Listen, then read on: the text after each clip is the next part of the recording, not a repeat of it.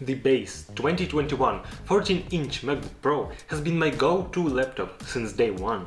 I did everything with it, from casual movie watching to video editing. And I do have something to share with you, so buckle up because I'm about to give you 5 reasons why this is the best MacBook you could buy in 2023.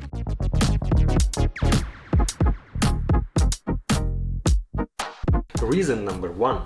Display and speakers. For you, it may not sound like a revelation, but the display here is phenomenal.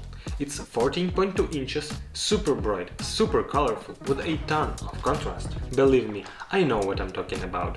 The memories of horrible Windows laptops are still fresh in my head.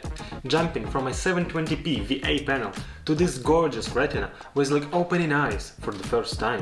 The display on this MacBook Pro is a work of art. The resolution keeps every letter as sharp as possible. High brightness makes working under the summer sun a breeze, and deep blacks? That's something. Thanks to mini LED technology, the contrast is amazing, and when you're watching movies at night, you don't see those gray lines on top and bottom. But what really strikes me to this day is the promotion. 120Hz refresh rate feels like magic, especially when I'm scrolling through stuff. The interface feels so smooth and responsive that I really get that feeling of being pro, despite my workflow being pretty casual for the most part. But this display turns casual and boring chores into exciting and pleasant activities. And those speakers?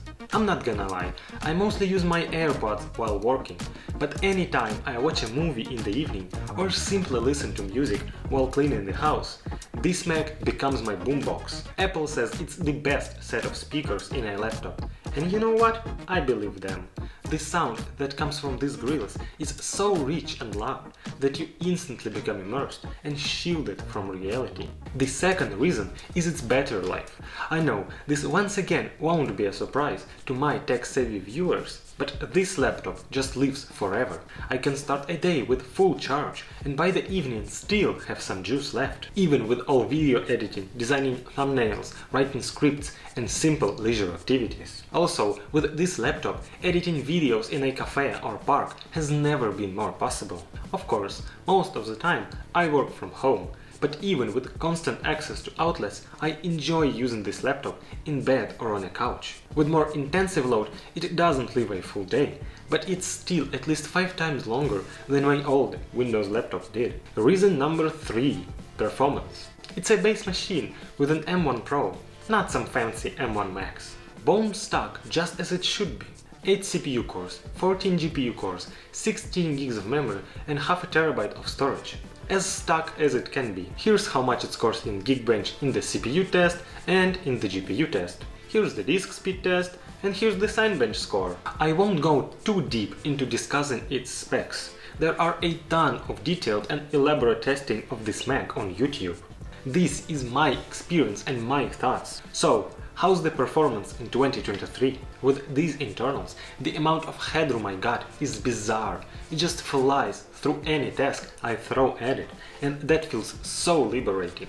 Unlike MacBook Air, where you feel constrained, this MacBook Pro allows you to spread your wings. 16 gigs of unified memory allow keeping a ton of tabs open at once, without reloads. Fast storage enables swap that doesn't destroy performance, and a power-efficient chip combined with a powerful cooling system makes sure you won't burn yourself while using this laptop. Of course, you can say that my tasks are still very basic. The videos on this channel are not the most elaborate ones in terms of editing, and the resolution is only 1080p, but this Mac has no issues with 4K ProRes B-rolls even without proxies. It's basic, I know, but where the M2 MacBook Air slows down, this Mac just pushes through without breaking a sweat. The comparison of these two Macs is in the works, so subscribe to the channel so you won't miss it. The fourth reason is its size, weight and general feel. I've said it in previous videos, but I really love this boxy industrial design. It's so utilitarian and sturdy, yet elegant and professional. This design has its haters and fans, and I'm definitely a fan. In the world where everyone tries to make their laptops appear thinner, Apple made an unapologetically thick laptop. It doesn't try to appear thinner. It is the way it is. Heavy, boxy, industrial, ready for beating. This design doesn't radiate chill vibes. It visually encourages to do something, and I love it. As for the size and weight, it's right in the sweet spot. Not too heavy to be a burden to carry around, and not too big or too small to be impractical. I'd say that for me and most people it is the perfect size. The fifth reason to choose this Mac is its price. While being so damn good in every way, it doesn't disappoint financially. Apple sells it refurbished for $1,539, which is a bargain. New M2 Pro MacBook costs $2,000 and is basically identical to this one. Think about it. For a little over $1,500, you can get a Mac that will last you 5 years easily. Because in 5 years its screen will still be great, its performance will still be enough, and its design will still be relevant. Of course, it's not exactly a flawless laptop. It has its big spots. First, I hate this black underlay under the keyboard. The aluminum on M2 MacBook Air feels more refined and classy. This black plastic constantly gets greasy and dirty, and you always see that. Clean it all you want, but in an hour you'll have to clean it again. Not ideal. Second, am I the only one who talks about how dirty the MagSafe cable gets after a few months?